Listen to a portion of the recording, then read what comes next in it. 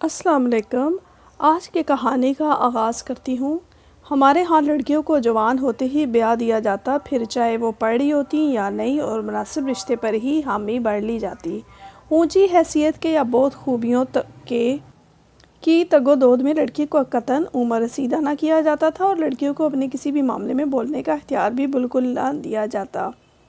شروع دن سے ہی تربیت میں یہ بات سکھا دی جاتی کہ کچھ بھی ہو، باپ بھائی کے سامنے یا ان کے فیصلہ پر اپنی زبان سی کر رکھنی ہے۔ اس طرح گھروں میں ہمیشہ لڑکیوں کے معاملات میں امن نہیں رہتا۔ ہم 3 بہن بھائی تھے۔ میری بڑی باجی 5 سال کی تھی تب میرا بھائی اور میں پیدا ہوئے۔ ہم جڑواں تھے۔ ہم صرف چند ماہ کے ہی تھے جب ماں کی گود سے محروم ہو گئے تو ہمیں دادی نے پالا، مگر صرف دادی 2 سال بعد ہی اللہ کو پیاری ہو گئی۔ تب پھپھو نے ہماری ذمہ داری سنبھالی، کیونکہ باجی تو خود بھی 7 سال کی تھی۔ ابو نے سوتیلی ماں کے روایتی سلوک کے پیش نظر دوسری شادی نہ کی، اس لیے پھپھو اسما نے ہم بہن بھائیوں کو سنبھالا۔ پھر جب پھپھو کی شادی ہوگی تو ان کی جگہ سارا باجی نے لے لی، جو 8ویں جماعت میں تھی۔ یوں ہم تو بے فکری کی زندگی میں جی رہے تھے۔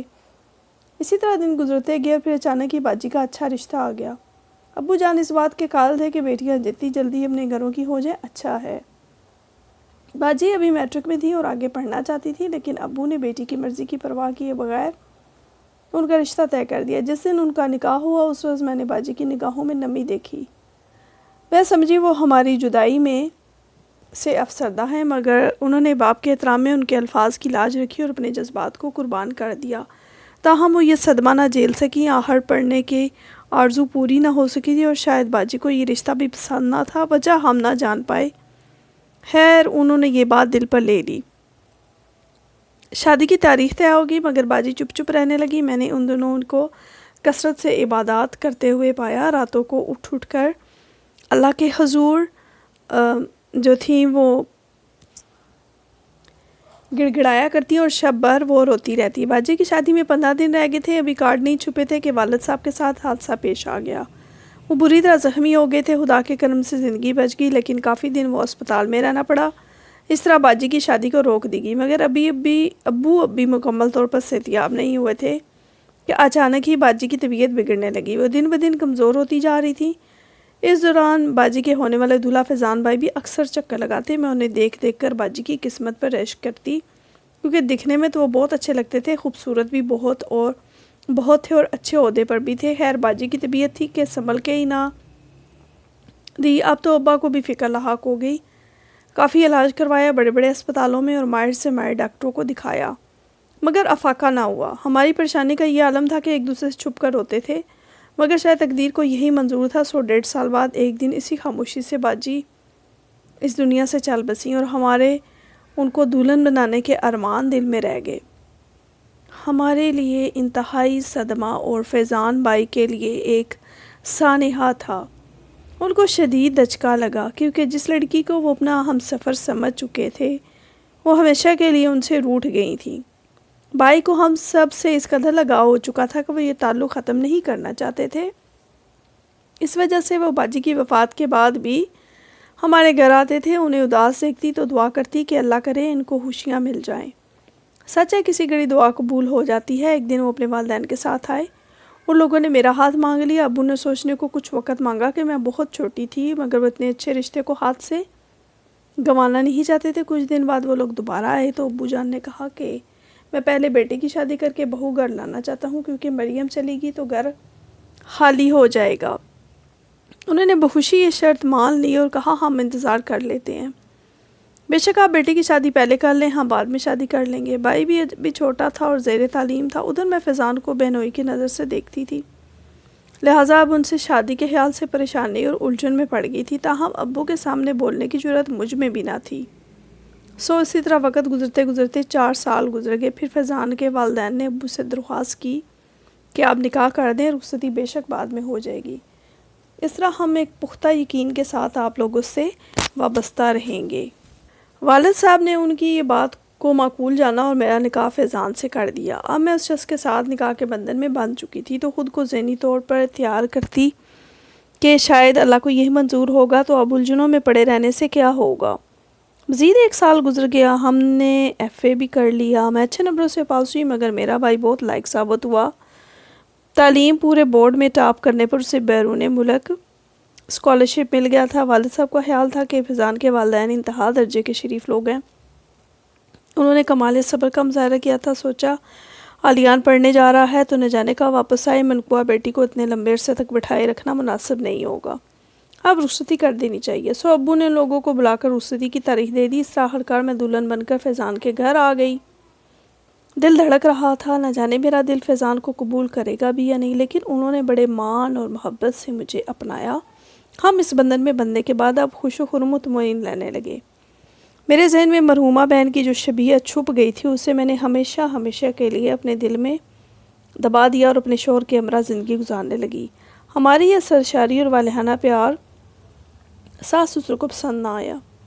وہ ہر وقت فیضان کو کہتے تھے، بیٹا عورت ذات ہے، بے اعتبار ہوتی ہے، اس کو زیادہ خود پر سوار کرنے کی کوئی ضرورت نہیں، اور یہ کہا کہ پاؤں کی جوتی سر پر نہیں پاؤں میں ہی صحیح رہتی ہے۔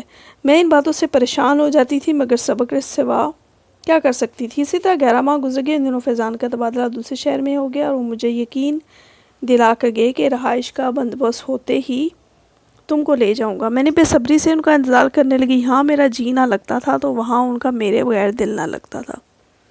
وہ 1.5 ماہ بعد ہی رہائش کا انتظام کر کے لوٹ آئے۔ ساس سسر کے منع کرنے کے باوجود وہ مجھے اپنے ساتھ لے کر چلے گئے۔ یہاں آ کر ہمارے دن رات بہت ہی پرسکون گزرنے لگے۔ اس دوران ہم ساس سسر کے پاس بھی جاتے رہے۔ میں ہر بار ان کو کہتی تھی کہ آپ بھی ہمارے ساتھ آ کر رہیے، مگر وہ نہیں مانتے تھے، جبکہ ہر بار ساس یہ طعنہ ضرور دیتی تھی کہ شادی کو اتنے برس ہو گیا اولاد نہیں ہو رہی، خدا جانے ہم نے کیوں اس گھر سے دوبارہ رشتہ لیا، ایک مر گئی اور دوسری بانجھ مل گئی، خاندان کا نام چلانے والا بھی پیدا ہوگا یا نہیں۔ وہ میرے شوہر کو بھٹکانے لگی کہ 1-2 سال دیکھ لے، بچہ نہ ہوا تو تمہاری دوسری شادی کروا دوں گی۔ میرے شوہر اپنی والدہ کی اس دھمکی کو سنجیدگی سے نہ لیتے، کہتے اماں اولاد کی اللہ کی دین ہے، آخر کبھی تو اللہ آپ کی اور ہماری دعا سنے گا۔ مایوسی کفر ہے اور امید پر دنیا قائم ہے۔ میں ڈرتی تھی کہ کہیں فیضان اپنی والدہ کی باتوں میں آ کر دوسری شادی نہ کر لیں اور مجھے چھوڑ نہ دیں۔ اس خوف سے اپنا علاج بھی کرواتی رہی، لیکن اللہ کی مرضی کہ میری گود ہری نہ ہو سکی۔ ایک دن فیضان نے کہا میں اپنے والدین کے گھر ملنے بھی نہ جاؤں کیونکہ وہ لوگ دوسری شادی پر مجھے مجبور کر رہے ہیں، انکار کرتا ہوں تو ناراض ہو جاتے ہیں۔ یہ سن کر میں رونے لگی اور کہا کہ والدین کے دباؤ میں آ کر مجھے چھوڑ نہ دینا، تو بولے کیسی باتیں کرتی ہو، ایسا تو کبھی سوچنا بھی نہیں کہ میں تم کو چھوڑ سکتا ہوں۔ اپنی زندگی کو کوئی چھوڑتا ہے؟ دل کی دھڑکنیں کیا دل سے جدا ہو سکتی ہیں؟ تم آئندہ یہ بات کبھی بھی ذہن میں نہ لانا، میں تمہارے سوا کسی اور کے ساتھ زندگی گزارنے کے بعد کا سوچ بھی نہیں سکتا۔ اگر اولاد کی خاطر دوسری شادی کرنی ہوتی تو تمہارے ساتھ 7 برس کیسے گزارتا، پہلے ہی شادی کر لیتا۔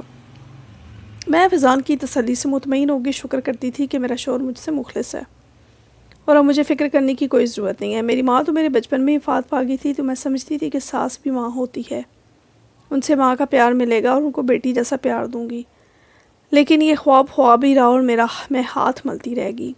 جب عالیان تعلیم مکمل کر کے لوٹا تو ابو نے خط لکھا کہ تمہاری بھائی کی شادی کی تاریخ رکھ رہا ہوں، تم آ جاؤ تو پھر شادی کی تیاریاں کریں گے۔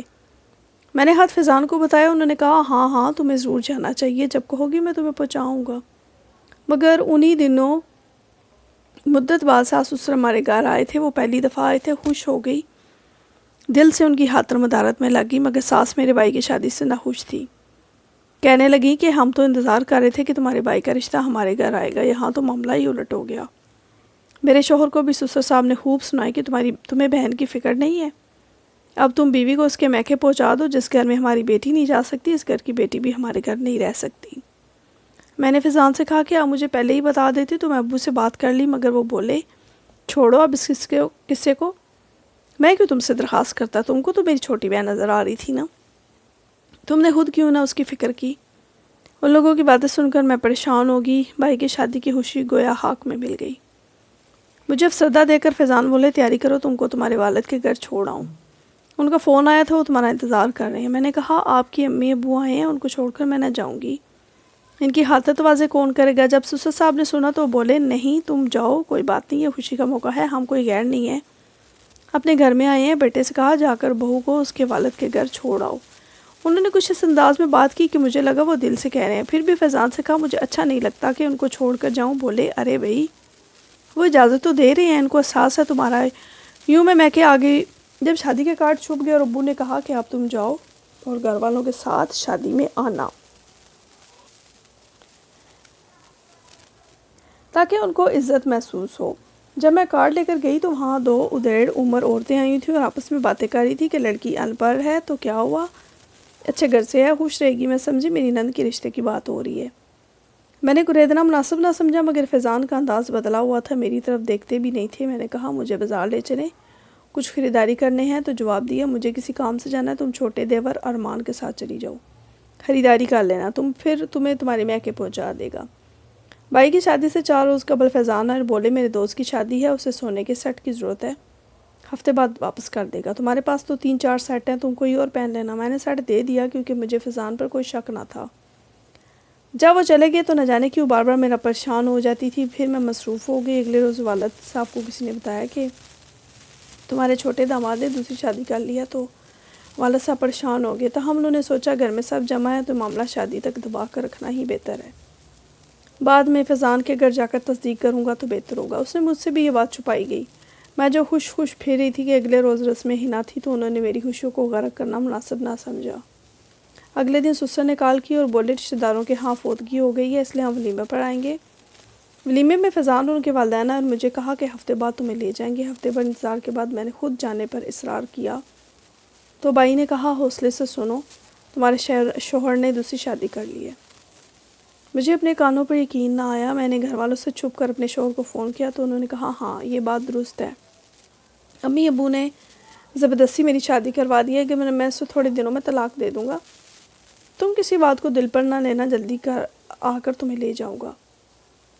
والد صاحب نے پوچھا بیٹی تم کیا چاہتی ہو، سوتن قبول ہے یا پھر طلاق لینا چاہتی ہو؟ میں نے جواب دیا نہ ہی مجھے سوتن قبول ہے اور نہ ہی میں طلاق لینا چاہتی ہوں، اسی صورت واپس گھر جاؤں گی کہ فیضان دوسری بیوی کو ساس سسر کے پاس رکھے اور مجھے اپنے پاس رکھے۔ فیضان نے یہ شرط مان لی، نئی بیوی کو اپنے والدین کے پاس چھوڑ کر مجھے ساتھ لے گئے۔ چند دن ساتھ رہے، پھر کچھ دنوں بعد دوبارہ اسی شہر میں تبادلہ کروا لیا جہاں ان کے والدین تھے۔ اب وہ 4 دن وہاں اور 3 دن میرے پاس ہوتے۔ اب فیضان اکیلے میرے نہ رہے تھے، یہ احساس نیندیں میری حرام کر دیتا تھا۔ ابو بیمار تھے تو میکے جانا پڑا۔ فیضان بولے چند دن بعد آ کر لے جاؤں گا، وہ پھر لینے نہ آئے۔ میں انتظار ہی کرتی رہی، یہاں تک کہ 1 سال بیت گیا، وہ ایک بیٹے کے باپ بن گئے اور اسی خوشی میں مجھ سے تعلق ہو گئے، لیکن میں ان کو نہیں بھولی۔ والد کے گھر میں تنہا رہتی ہوں، بھائی اور بھابھی بیرون ملک جا چکے ہیں اور میں آج بھی اس فریب میں زندہ ہوں کہ وہ مجھے لینے ضرور آئیں گے، حالانکہ سب لوگ سمجھاتے ہیں فیضان کی آس چھوڑ دو، اس کے 3 بچے جوان ہیں، مگر اس دل کا کیا کروں کہ یہ شخص کو بھولنے ہی نہیں دیتا۔ امید ہے آج کی کہانی آپ کو پسند آئی ہوگی۔ ہمارے اس چینل کو لائک کریں، شیئر کریں اور کمنٹ باکس میں بتائیے کہ آپ کو آج کی کہانی کیسی لگی، اس سے ہماری حوصلہ افزائی ہوتی ہے۔